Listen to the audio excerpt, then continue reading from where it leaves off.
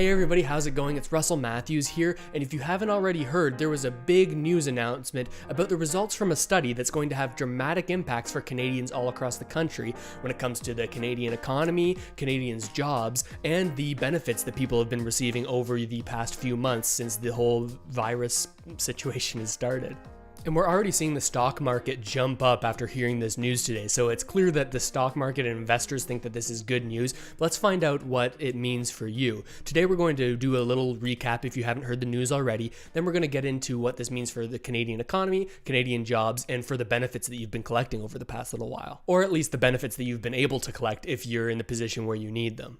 So Pfizer, one of the front runners in the COVID-19 vaccine race, just announced this morning that they're seeing 90% success rates in their vaccine. The study is ongoing, so there will be results and there'll be confirmations of these results coming down the pipeline in the next little while, but 43,538 people were in this study, and it included people of all different races from different places all over the world. And out of those people, as of today, 94 people have been tested and have been confirmed for COVID. Now, since Pfizer's claiming that there's a 90% success rate, the fact that they're saying there's 94 people who tested positive, there are a bunch of people in here that were given the placebo and weren't actually given the vaccine. So the vast majority of these cases are from people who didn't take anything, whereas they would have expected to see a higher rate in the people that got the vaccine if it wasn't going to be successful. Pfizer's saying that they should be able to make 50 million doses in 2020 and an additional 1.3 billion doses in 2021. The one hitch, though, is that this vaccine needs to be stored at -70 degrees Celsius.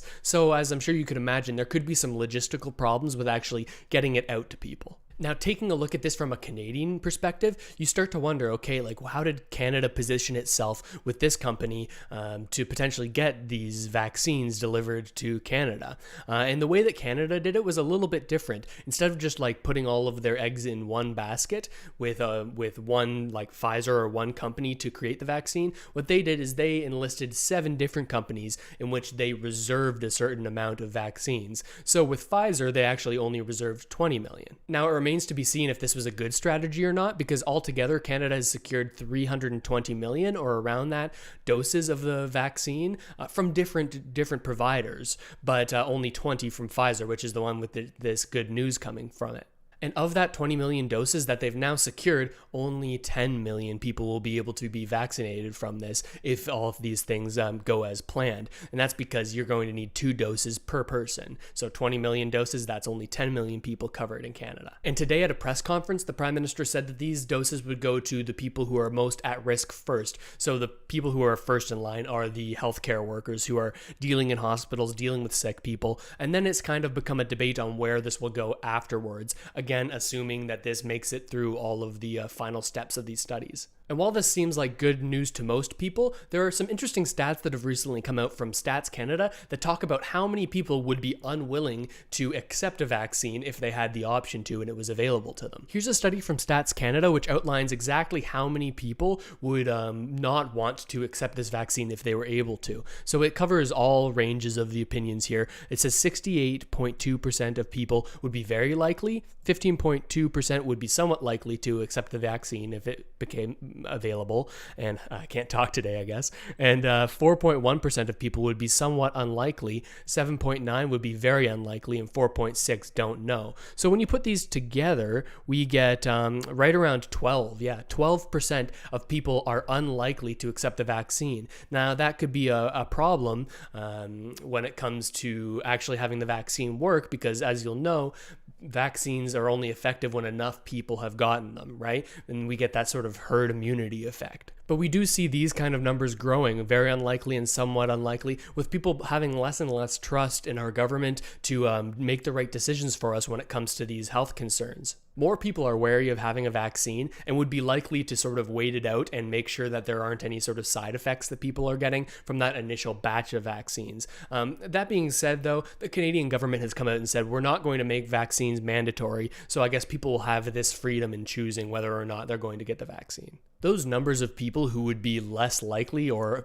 are describing themselves as unlikely to accept a vaccine if it became available, that number could even be higher than what we're seeing there, because the people who participated in this study were volunteers. And it could be argued that volunteers would be more likely to take a vaccine if they're going to do a survey about taking a vaccine. So we could see an even higher rate of people being hesitant to accept this vaccine, which could diminish the overall effect of it. Now let's take a look at the effect this news is having on the overall economy. And first we're going to look at the stock market, because this is generally a pretty good predictor of people's attitudes and opinions about any news that's come out, because they're sort of making bets and gambling on whether or not they think that things are going to turn out more positively or more negatively for business and job growth and the economy as a whole. So we're taking a look at all of the world's major indexes, and an index is just a group of companies all put together so that they can be tracked more easily.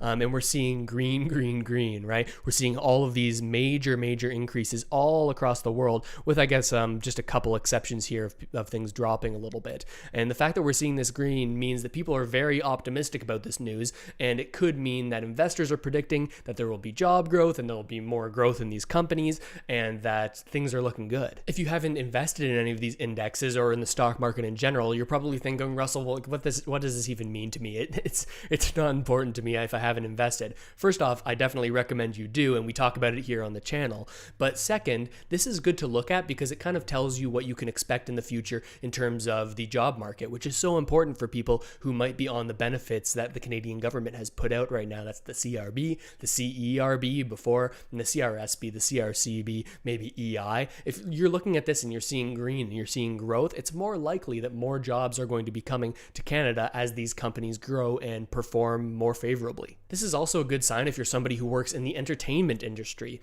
right? Because all of these investors are predicting that we're going to see markets opening up and we're going to see jobs come back that haven't been here for a while. So if you're a gig worker or you're somebody who performs for a living, this could be good news for you, seeing the stock market go up like this, because all of the people who are controlling all of this money really think that this is going to happen. But what about those benefits that the Canadian government has brought, right? We already know what we're going to expect from September to September, right? They announced the CRB, the CRSB, the CRCB, and that's supposed to cover us from September 2020 to September 2021. Man, I can't say September today. So that is still the case. We're going to see these benefits carry us to September 2021. But the one interesting thing that we've talked about on the channel is the CRB, or the benefit blackout. Come March 2021, we're sort of headed off the edge of a cliff, because that's when the benefits end if you were applying for them all the way throughout from the start, right? Remember, we only get 6 months with these benefits before we're cut off completely. Before, people thought that we were going to see the government, much like they did with the CERB, bring in an extension for this benefit and allow people to apply more and more times to support them as they looked for a job. But now that we're seeing this positive news, and we're seeing the Prime Minister, among other people, saying, okay, we're thinking Q1 or the start of 2021, we'll see these vaccines getting doled out, it's getting less and less likely for them to extend these benefits. And this is a big surprise, because just last week we saw in a press conference, Justin Trudeau was talking about, with very strong language, that we will always be here for Canadians and we'll do whatever it takes, whatever cost. And same with Chrystia Freeland. They were talking about how they were always going to be there with these benefits. And if there's a vaccine, you might not see them extend it, because more people are going to be able to get a job. And while it's good that more people are getting jobs, there are definitely going to be people who are on these benefits who are going to fall through the cracks and fall off that cliff when the CRB blackout happens in March. So I'm really curious about what they're going to do come March, right? Like they've pretty much said, hey, we're not going to give you anything until September. But I find it a little bit hard to believe that if people are still in this tough time, which we're thinking they probably will be, like who knows how fast we'll be able to get a vaccine out or how effective it will actually be, but we're thinking that people are going to be in a rough place even come March, and if they don't extend the benefits, then people could be in a pretty rough situation. But for the most part, that covers the information that's come out with this news today and the effect it's going to have both on the Canadian economy and Canadian jobs and the Canadian benefits. So if you found any value in this video, please consider sharing it with people who could be interested in how this is going to affect Canadians specifically. And with that said, thank you so much for watching, everybody. I hope this has helped you have a little bit more clarity about what's going on, and I'll see you next time.